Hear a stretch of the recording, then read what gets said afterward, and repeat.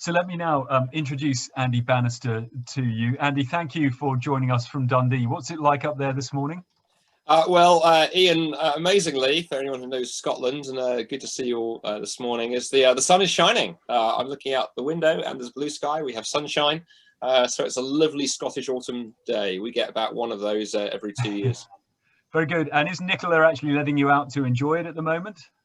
Well, I couldn't possibly comment. I did hear there were patrols on the border of the A1, just north of Berwick, but that might just be a rumour. And Andy, just tell us a bit about who you are and what you're up to in life. Yeah, so I'm an import to this end of the country. Those of you listening may be thinking, is that really a Dundee accent? No, it's not. I'm a Londoner originally, and grew up in the south, and then moved slowly north. Spent 6 years in Canada before coming to Scotland. So once I finished there with the Q&A this morning, my family and I are celebrating Canadian Thanksgiving. Oh, great. And but I now, for the last four and a half years, Scotland has been home, and I head up an organisation called the Solas Centre for Public Christianity. Solas is SOLAS. You can find us on the web and Facebook and so forth. And we do two things really, Ian, at Solas. We specialise in taking the message of Jesus out of the four walls of the church, and we go into places like cafes and pubs and coffee shops, universities and so forth. So the last few months have been slightly strange for us because most of our work has been online, although it's now slowly beginning to open up again. And we love answering people's questions about life and faith and Jesus, and showing why I think there are good reasons to take the Christian faith very seriously. And then we also, the other half of our time is teaching and training and equipping Christians to feel more natural, more comfortable, more relaxed about sharing our faith with our friends at places like school and work and university and so on. And again, if our friends have questions about what we believe, being able to engage with those in a way that's helpful. So that's what we spend our time doing. Great, thank you. Well, why don't we just get into the questions? And here's the first one for you that I've certainly heard a lot from people over the last few months. Do you believe that coronavirus is some kind of wake-up call from God? That's a really good question, Ian. And I think the first thing I'd want to sort of dig into when I hear somebody ask that would be, there's sort of two aspects of that question, aren't there? I think early on during the coronavirus crisis, and this same angle was taken by some, I think, Christians when there've been other sort of global tragedies. There was temptation by some, I think, to say, well, maybe it's even a judgment from God. They went further than you've put it. They pushed further down that direction. And there, I think we can be very clear as Christians and say, I think probably the answer to that is a fairly clear no, because we have good gospel material to go to in there. There's a famous story in the Gospels where Jesus was told about some Galileans who had been killed by Pilate, by the Roman governor, even their blood mixed with their sacrifices. So really horrific thing had just happened. And Jesus was asked whether this was some kind of judgment of God. Were these people worse than others? And Jesus gave a categorical no to that answer. There's another sort of story that's told of there was a tower that had fallen and killed some people. And again, Jesus was sort of asked apparently a similar question. Was this some kind of judgment of God that this sort of tragedy had happened? And again, Jesus replied no.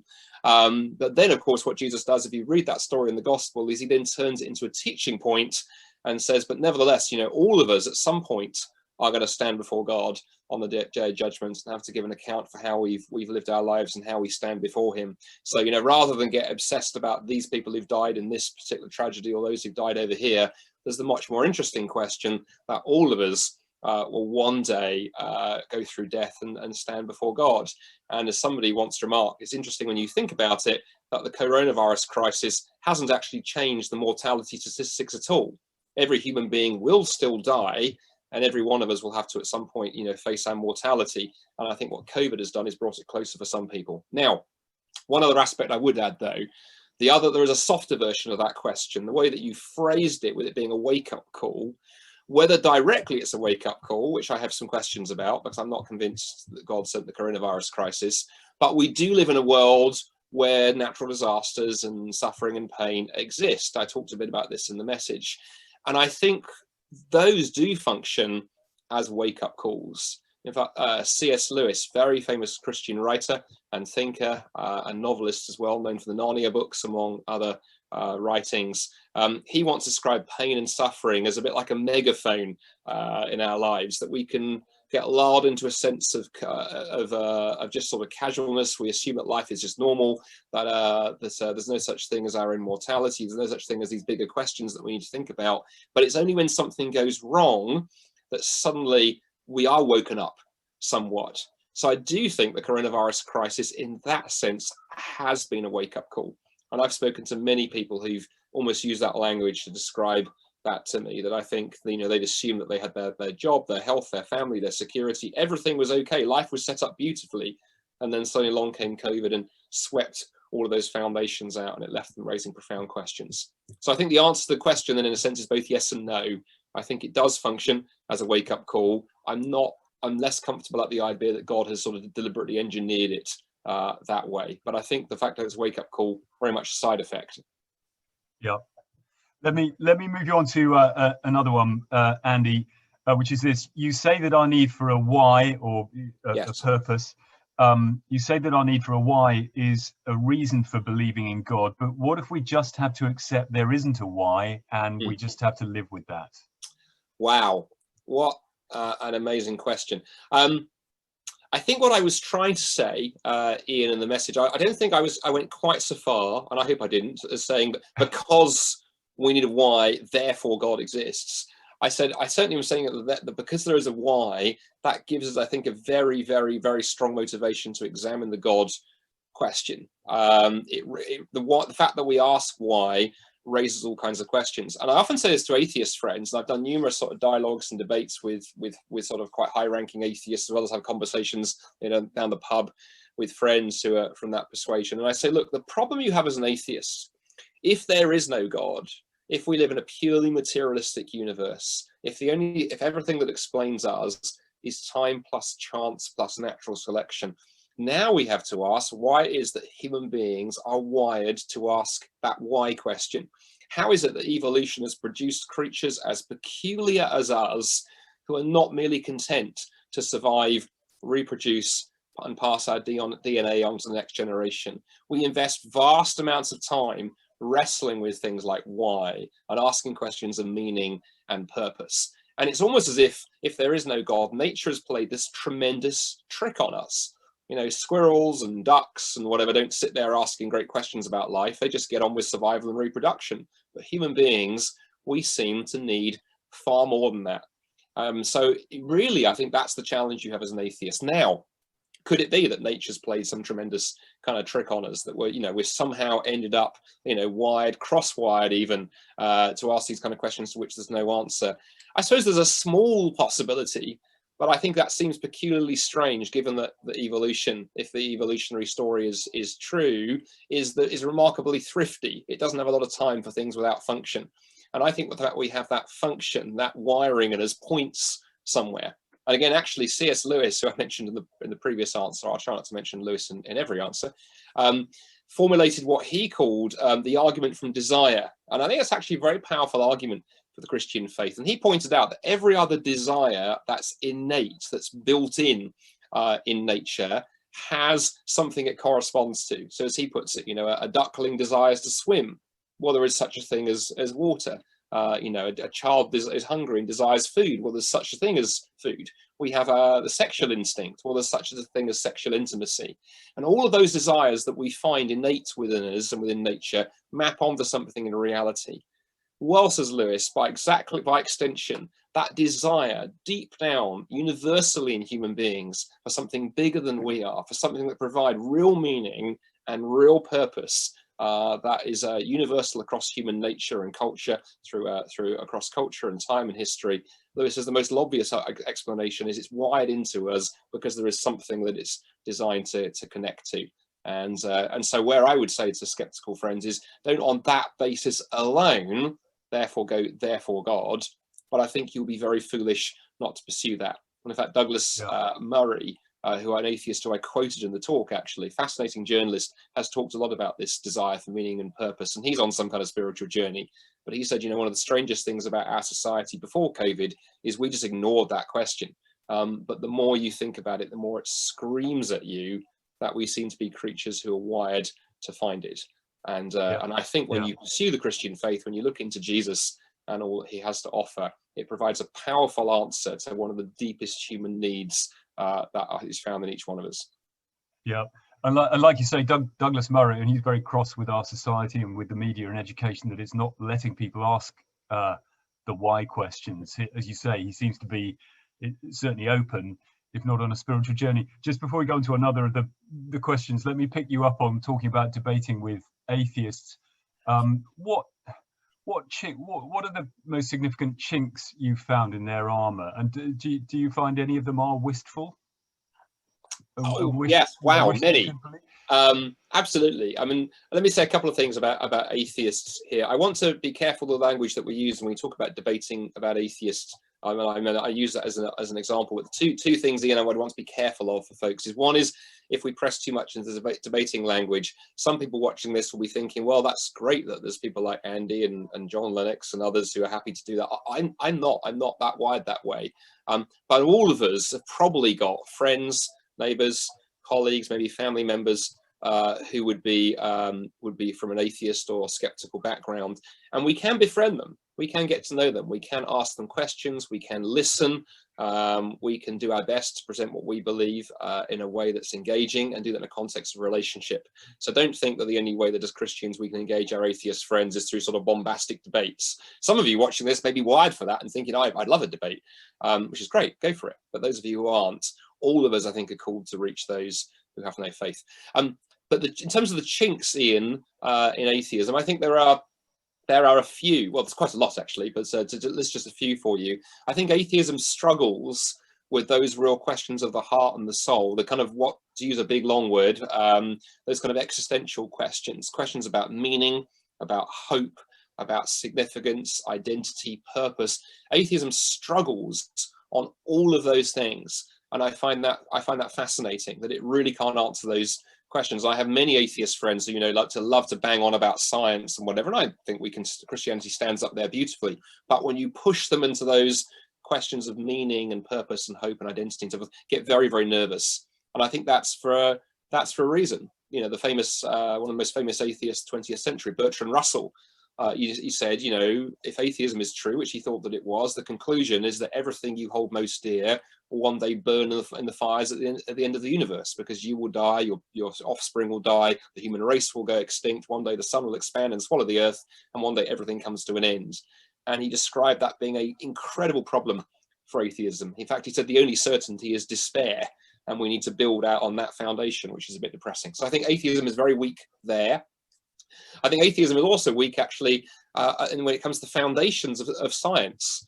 Actually, many of my atheist friends love to bang on about science, but as I always point out to them, science describes how stuff functions, but it doesn't describe how we get stuff in the first place. And I think atheism really falls down on the whole question of why there is something rather than nothing. Why is it that we have a universe of stuff in the first place? Why particularly is that universe constructed with these beautiful laws of science, of physics, written in the language of mathematics? And someone like Einstein saw a strong connection between the laws of physics and beauty and art. Actually, there's a strong connectivity there. And I think atheism struggles with an answer to that question. And then thirdly, finally, I think atheism struggles with history, by which I mean Christianity is not some vague set of ideas about God, but it's a faith grounded in time and space and history, in the person of Jesus, particularly in his death and resurrection, for which I think there's incredible evidence. And again, I meet many atheists who are quite nervous going there. It's very interesting that in his famous best-selling book on atheism, The God Delusion, that Richard Dawkins wrote about 15 years ago now, lots and lots of stuff there about God all over the place. But reviewers pointed out, interesting, very few references to Jesus. I don't think Dawkins knew quite what to do with Jesus. And I meet many atheists who are the same. So Jesus is also a great place to take people, because with our atheist friends, we don't just want obscure arguments about ideas. We want them engaging with the person of Jesus. Yeah, thank you, Andy.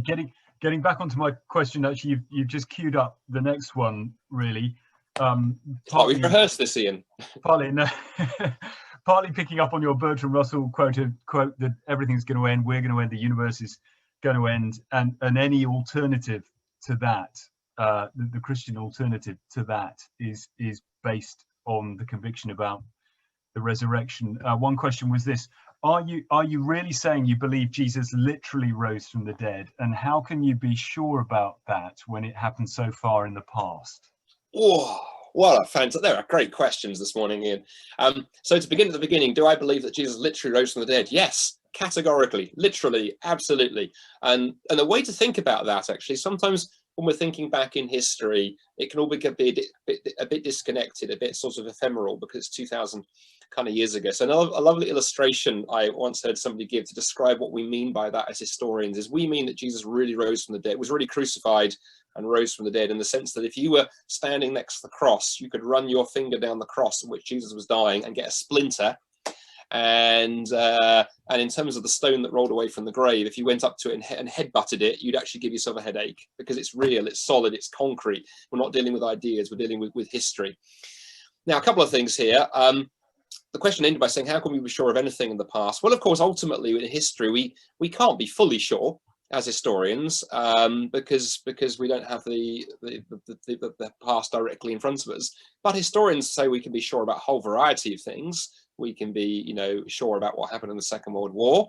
We can be sure what happened through much of, the history of this country. We can be sure about a whole range of things, actually, because we have eyewitness reports, we have archaeology, we have documentary evidence. And the other thing that historians do is look at the kind of pieces of the jigsaw and say, what gives the best explanation for the piece, the evidence that we have in front of us. For example, when Caesar crossed the Rubicon with his armies and then went on to conquer Rome, and the whole course of history changed, we've got a few bits of evidence about that particular event, but by far one of the biggest pieces of evidence, it makes sense of everything that came before and makes sense of everything that came after. And if you were to be a radical skeptic and say, well, Caesar never took his armies across the river, across the Rubicon, then you'd have to say, well, how on earth do we explain the whole rest of Roman history? Now let's bring that down to Jesus. With the resurrection, I'm going to do this very, very quickly, because there's a whole 20-minute lecture in here, but I'll give you the 3-minute version. Steady on, steady on. Steady on, exactly. What's exciting, Ian, is there are a number of pieces of data that most historians, be they Christian or Jewish or secular, are all agreed upon. All historians are agreed that Jesus was killed on a Roman cross sometime around AD 30. I won't rehearse all the reason for why historians believe that. One of the main ones is that the first Christians believed that Jesus was the Messiah, and the Messiah was supposed to overthrow the Romans, not get defeated and killed by them. And it was an embarrassment for the first Christians. The Apostle Paul, if you remember in 1 Corinthians, describes the cross as foolishness to the Greeks and a stumbling block to Jews. Nobody believed in a crucified Messiah, and the pagans mocked Christians for believing in a crucified God. And so the fact that Jesus was crucified was deeply embarrassing to the early church, and there's lots of other good reasons to believe that it happened too. Secondly, the empty tomb. Most historians, whatever their religious beliefs, believe that the tomb was found empty in the early hours of the Sunday morning following Jesus' resurrection. Why? A couple of very quick pieces of data for you. Firstly, the empty tomb was in Jerusalem. And of course, that was where the early church began. And it's quite a difficult story to get going if the tomb really had a body in it. If you're wandering around saying, well, our Messiah, our leader, has risen from the dead, and your audience can simply go, well, hang on a minute, his tomb's like 300 meters up the hillside and there's a body in it. It's a bit of a problem. One thing if the tomb had been the other side of the world, and you could have got away with that story. And in fact, it's such an outrageous story, it really only seems to make sense if there actually was an empty tomb. Elsewhere, of course, in the New Testament, we read that the Jewish leaders were forced to put around a story about what had really happened to the body. They circulated the story that the disciples had nicked the body. In other words, they knew the tomb was empty. They simply disagreed why. And it's also interesting that in all the Gospels, it's Jesus' women followers who discover the empty tomb. And in the first century world, the testimony of women, sadly, was not given the same credence as the testimony of men. And so many historians, not many Christian ones, have pointed out if you were the early church making up the story of Easter Sunday morning, you'd have written the male disciples into that story, not the women. So we've got the crucifixion, the death of Jesus, got the empty tomb. Then thirdly, the resurrection appearances. And again, very simply, it's fascinating how many historians consider that the disciples saw something. In fact, the Jewish historian Pinchas Lapide once remarked, he said, if those disciples had not seen something that they believed to be in the resurrected Jesus, nothing else can explain what transformed them from a bunch of dejected Jews, in fear of being arrested next, to being the most self-confident missionary society in world history. So we have the resurrection appearances. Fourthly, we have the conversion of skeptics, people like Paul, who was a persecutor of the church, becomes a Christian. Then we have Jesus' own brother James, was a skeptic during Jesus' lifetime. The resurrection transforms him into a believer. And then fifthly, we have the fact that the early Christians, who were all Jewish, rewrote their entire theology, rewrote everything. They had a perfectly good religion. It was called Judaism. They practiced it for 2,000 years. They were passionate about it, but they rewrote the entire thing, turned it upside down with the resurrection at the center. And historians would take those 5 pieces of evidence together and say by far the most powerful explanation for them is the one at the heart of the New Testament, that Jesus rose bodily from the grave. It explains all of those pieces of evidence. For those of you watching who would love to go further, because that was the short answer, I can highly recommend this book, The Resurrection of the Son of God by N.T. Wright. It's a brick of a book. It will keep you going till Christmas, but it's one of the best surveys of the historical evidence that I've just walked you through in 3.5 minutes. And it's about 700 pages. It's phenomenal. Really, really good book if you want to really dig into the historical evidence for the resurrection. Just a follow-up question on that before we go to the next one on the list that's come in. So you've just said, obviously, you can't reach 100% certainty on the kind of thinking that you've just talked about. That will leave you at best with reasonable, a reasonable level of certainty. I'm as sure as I can be that Jesus rose from the dead. That's not the same as actually trusting in Jesus. So what would you say to someone who said, I might have done Christianity Explored or, read endless books like the one you've just flagged up.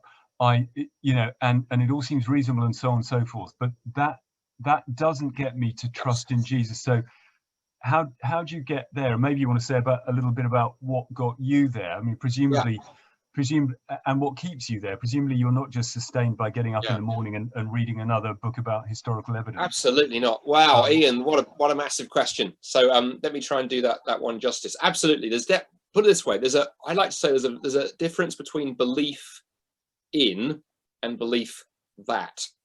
So belief that type beliefs are when you believe a whole series of facts, and you can accumulate all kinds of facts, whether it's about Jesus or about any aspect of life, really. And a good analogy, actually, I think is quite helpful here is marriage. I've been married for 22 years, and provided I don't use it for too many more sermon illustrations, I might make 23 years with my wife. But when I met my wife in April 1997, and we got to know each other for a while. Obviously, she was not my wife at that point. She was my girlfriend. And I knew by the summer, I knew lots about her. I knew the kind of food that she liked. I knew the kind of movies she liked, the music she liked, the kind of walks she liked. I knew the kind of jokes she liked. Sadly, not the ones I tended to tell, but, there we are.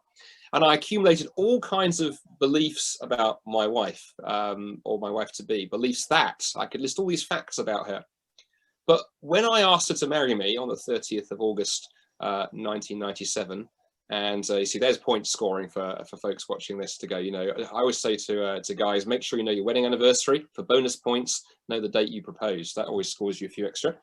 When I asked her to marry me, at that point, I was taking the facts that I had and deciding, are those facts enough that I want to invite her into a relationship of trust, put my trust in her and commit, to spending the rest of our lives together? And one was built on the other. I certainly wouldn't have asked her to marry me if I hadn't known anything about her, but simply knowing facts about her was not enough. And I think trust in any sphere operates that way. I used to be fearful of flying, but I soon discovered that, knowing every fact about the plane and how it was made was not enough. There came a point where I had to go, I know the facts, I know how safe flying is, I need to now exercise faith, and on the basis of those, get onto the plane. And I think faith in Jesus, faith in God is very similar. You can know all kinds of things about God, but there come a point where you have to go, okay, based upon that, based upon what I know, and what Scripture has shown, and what reading and thinking and talking to others who have Christian faith have, there comes a point where I have to be willing to do two things. Actually, one is I have to be willing to surrender my life and take my hands off my life, because at the heart of Christian faith lies that surrender to God and saying, God, I want to give my life to you, because ultimately you're the one who is the author of life. You know me far better than I know myself, and so I need to sort of let go and surrender that to you. But then secondly comes that willingness to go, I am equally willing to trust at this point, and rather than just play in the world of ideas.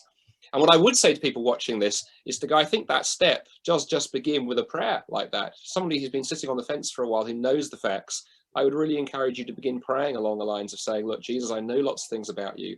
I want to move from just believing that to believing in, but I may not, that may still be a struggle. Lord, would you help my unbelief? And that's a biblical prayer, actually, as well. And realize that you don't get there immediately. I think one of the things that can sometimes be difficult when you're first starting out, as that making that first step, is you can sort of feel quite inadequate, because you look around all these other Christians who seem to have it all figured out, and you think, look, I'm just wrestling with things. I don't have the answer to every question. Is it right that I go forward on that basis? To which my answer is, the great thing is Jesus welcomes you as you are, questions and struggles and all. And as Christians, we would want to emphasize that process of discipleship, of that you take that step of faith and based on what you know, put your trust in Christ. But then that begins a lifetime journey of thinking through some of the other questions, learning what it means to follow Jesus, learning what it means to put that faith into action. And that, Ian, was my experience. I mean, I had the real fortune of growing up in a Christian home, so I had a wonderful role model in my parents. But I remember in my teens figuring out, it was not enough to simply admire their faith. It was not enough to just know some Bible verses and all the stuff I'd learned in church youth group. There came a point where I actually had to say, okay, Jesus, I am actually going to live my life your way. I'm going to follow you, not my way. And that faith had to become my own, not simply my mum and dad's. And so that was, I made that step when I was about sort of 13 or 14. But then the other piece for me was then, as I, became a older teenager and into my 20s, being a questioning kind of philosophical type, then for me became the need actually to put some more foundations in and go, is this at this point just faith? That was a question for me as a young Christian. And I remember doing a lot of reading, a lot of thinking, a lot of talking to older, wiser Christians. And that was when I discovered things like, some of the arguments we've talked about today. You don't need those necessarily, but I found them tremendously helpful, particularly as I then talked to other people who had different beliefs to mine. So depending which way you do it, you can have all of that information first and then decide on the basis that I'm going to follow and trust, or you can say, look, I'm going to put my trust in Christ, and then do some of that work, putting the foundations in afterwards. But yeah, trust is what the Bible is most concerned about. And the Bible is not particularly interested in us just believing in God in some kind of abstract way. The Bible invites us into a relationship of trust with Jesus. And I can certainly say, as someone who's been following him now for, doing the maths, that's frightening, 30 years now, I think, to go, he has never let me down. Life has been rough. There have been times when I've had to process some of the questions, but 30 years of following Jesus tells me he is totally trustworthy. Just one more question that's come in. In some ways, it's a mix of what you've just been covering. It sort of draws together the whole lot. Let me just read this. I've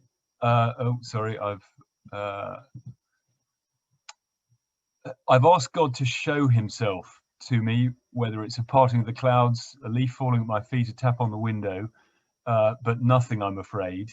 On Judgment Day, I will ask him why he went to such great lengths to remain hidden. I do spend lots of time thinking about the broader questions of being, morality, truth, and so on. I would need to believe that the universe needs a creator, that morality is objective and real, and that consciousness cannot just be explained by a materialist worldview, but I'm open-minded. There we are. That's for your last 2 minutes. Oh, gee, thanks for that, Ian. Well, let me, rather than go into those other pieces, because I think there's so much good stuff has been written on some of those, and I would encourage the person who's asked that, if you go to the SOLAS website, the organisation I work for, so that's solas-cpc.org, or put SOLAS, SOLAS, or my name into Facebook search, and you'll find us. We have lots of resources, lots of videos and other content addressing those particular questions you've asked about consciousness, morality, and those other things. And I think absolutely, I think Christianity offers by far the most powerful explanation for them. But I want to sort of end as my last answer where you began, that question of you sort of going out and saying, well, okay, God, will you kind of sort of show yourself to me? my challenge to you would be that God has actually shown himself to you, because that's what the resurrection and the life of Jesus is all about. Done in the full light of history, the evidence, as I said, for the resurrection is overwhelming. And that's not just some abstract thing in the past. If Jesus really rose from the dead, that vindicates all the claims he made about himself. He made some outrageous claims, claiming not just to be a prophet, not to be someone with some ideas about God, but to be God himself come in the flesh to reveal what he's like to us, but also to go in our place to the cross, to die for my rebellion and your rebellion, in order that a relationship with God might be possible. Now, if he'd said all those things and died on a Roman cross, and that had been the end of it, we would have just a fascinating character in history, but who was killed as a dead blasphemer in the eyes of the Jewish leaders, and was either some kind of, lunatic, some kind of liar, some mentally unbalanced, or in some way. But of course he didn't. He rose dramatically from the dead 3 days later, which means if I want to know what God is like, if I want to know what God thinks of me, all of those questions that you're thinking around, I can look at Jesus. And that is infinitely more powerful than some kind of sort of, looking out the window one day and God rearranging the clouds so it spells, I love you very much, will you now follow me? Because you wake up tomorrow and that memory's gone. And a couple, 2 or 3 days later, that's gone. You've got no objective evidence of it. Maybe you've got your camera phone in time, but hey, this is God. So even if you take a picture of the clouds in the sky, it turns out it doesn't come up on your camera. Now, where are you? And I think this idea that God should appear to you personally, subjectively, in the way that suits you, on the terms that suits you, I think firstly is actually not as secure as you think it would be. I mean, I've had 2 or 3 experiences in my life where God has actually done things quite dramatically.